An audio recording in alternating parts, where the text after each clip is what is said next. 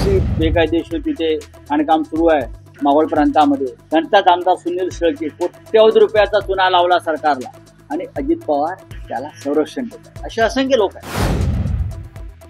ईडीवाले CBI वाले सगळे गोळा केले. 70,000 कोटीचा सिंचन घोटाळा आरोप मोदीने केला यांच्यावर. आता जो तुम्ही एका IPS अधिकाऱ्याला दम देताय हे मोठे शिस्तबद्ध आहेत ना. मी बेशिस्त खपावून घेणार नाही काय बोलतात ना ते.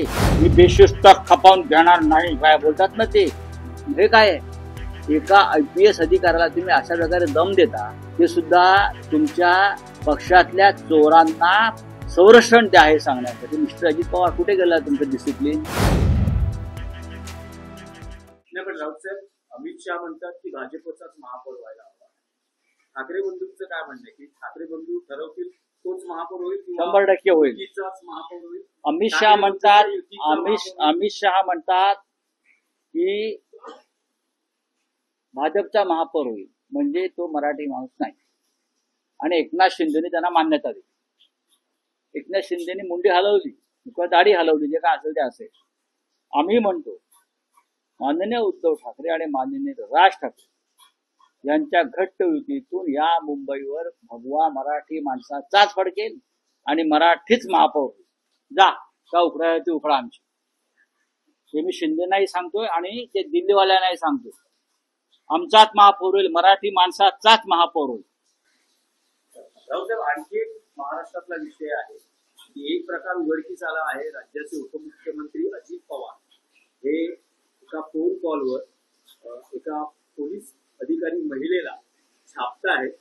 त्यांचं असं म्हणणं आहे काही एका उपशाचं प्रकरण होतं, उपशाचं प्रकरण बेकायदेशीर कृत्याने गेल्या असता त्यांना रोखण्यात आलं. आम्ही जे असं म्हणतो की शिंदे पवार यांच्याकडे जी माणसं आहेत हे सगळे चोर डाकू स्मगलर आहेत, खुनी बलात्कारी आहेत. त्यांना प्रोटेक्शन देणं संरक्षण देणं हे यासाठी त्यांना सत्ता हवी आहे. सुनील शेळकेचं प्रकरण मी काढलं बेकायदेशीर खनिज कर्मात कशी बेकायदेशीर तिथे खाणकाम सुरू आहे मावळ प्रांतामध्ये. त्यांचाच आमदार सुनील शेळके कोट्यवधी रुपयाचा चुना लावला सरकारला आणि अजित पवार त्याला संरक्षण देतात. असे असंख्य लोक आहेत. ईडीवाले सीबीआय वाले सगळे गोळा केले. 70,000 कोटीचा सिंचन घोटाळा आरोप मोदीने केला यांच्यावरती. आता जो तुम्ही एका IPS अधिकाऱ्याला दम देताय हे मोठे शिस्तबद्ध आहेत ना. मी बेशिस्त खपावून घेणार नाही काय बोलतात ना ते. हे काय आहे? एका IPS अधिकाऱ्याला तुम्ही अशा प्रकारे दम देता. ते सुद्धा तुमच्या पक्षातल्या चोरांना संरक्षण द्या हे सांगण्यासाठी. मिस्टर अजित पवार कुठे गेला तुमचं डिसिप्लिन? डिसिप्लिन कोणासाठी आहे? शिस्त कोणासाठी आहे?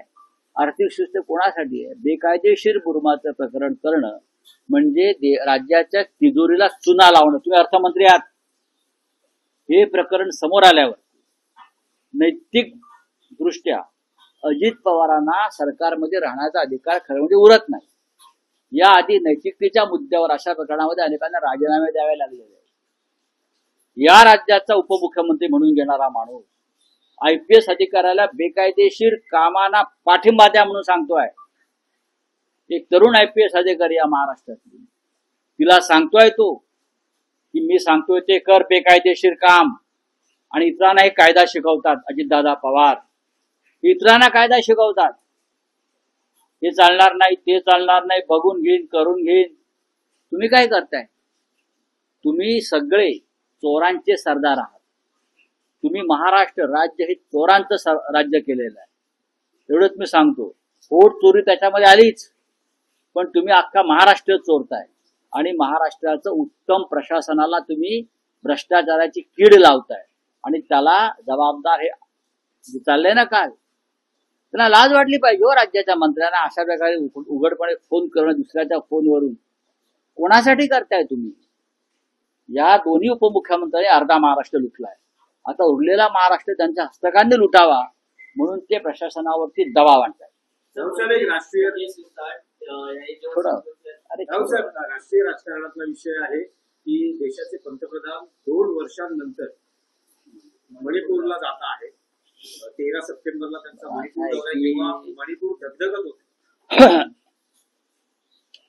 मणिपूर धगधगत असताना प्रधानमंत्री तिथे जायला घाबरत होते.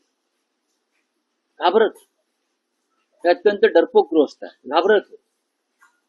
त्या हिंसेचा चटका आपल्याला बसेल, आपल्यावर कोणीतरी काहीतरी फेकून मारेल, या भीतीनं त्यांची गाळण उडाली होती. ते डरपोक आहे. आता जातात कारण त्यांचा स्वतः मोदींची जाण्याची वेळ जवळ आहे. त्याच्यामुळे इतिहासात नोंद राहावी, मी जाता जाता पद सोडता सोडता मणिपूरला गेलो नाही, हे इतिहासात नोंद राहू नये म्हणून ते जात आहेत. ते जाणार आहेत, त्यांना जावं लागेल आणि जाता जाता ते मणिपूरला जात आहेत, याची फक्त इतिहासात नोंद राहील. उपराष्ट्रपती पदाच्या निवडणुकीबाबत काही स्ट्रॅटेजी किंवा काही मला कळेल लवकरच अवघ्या 2-3 दिवसावर काही विषय दिल्लीसाठी राहू द्या. चला, गैर कानूनी खनन का मामला है. तो महिला अधिकारी IPS Anjali Krishna, young officer है, उसकी इलाके की अवैध खनन का जो पूरा काम है बंद कर दिया. इसलिए बंद किया कि इस तरीके से गैर कानूनी खनन करने से सरकारी तिजोरी का नुकसान होता है और लोगों की कंप्लेंट्स उसके पास आई. उसने वो काम बंद करवाया. तो महाराष्ट्र के अर्थ मंत्री डिप्टी CM अजित पवार ने उनको फोन पर धमकाया और उनको कहा, याद रखना वो काम करने वाले जो है गैर कानूनी, वो मेरे पार्टी के लोग हैं, आपको उनको प्रोटेक्शन देना पड़ेगा. और वो महिला अधिकारी बोल रही है, सर ये गैर कानूनी काम है, मैं नहीं कर सकती. तो अजित पवार बोलते हैं, मेरे से पंगा मत लेना. अजित पवार की भाषा है, अगर गैर कानूनी काम को सपोर्ट नहीं किया उस अधिकारी ने तो मुझसे बुरा कोई नहीं होगा. महाराष्ट्र की हालत क्या है प्रशासन की, ये उससे स्पष्ट दिखता है. मैं देश के गृह मंत्री को ये आह्वान करता हूं कि एक युवा IPS अधिकारी को आपको संरक्षण देना पड़ेगा. चलिए, अरे मणिपुर जाए तो क्या बड़ी बात है क्या? प्रधानमंत्री है, 2-3 साल के बाद जा रहे. जब मणिपुर जल रहा था, हिंसा भड़क रही थी, तब जाने की हिम्मत नहीं की. अब मोदी जी के जाने का समय हो गया है प्रधानमंत्री पद से, तो अब वहां पर्यटन करने जा रही है.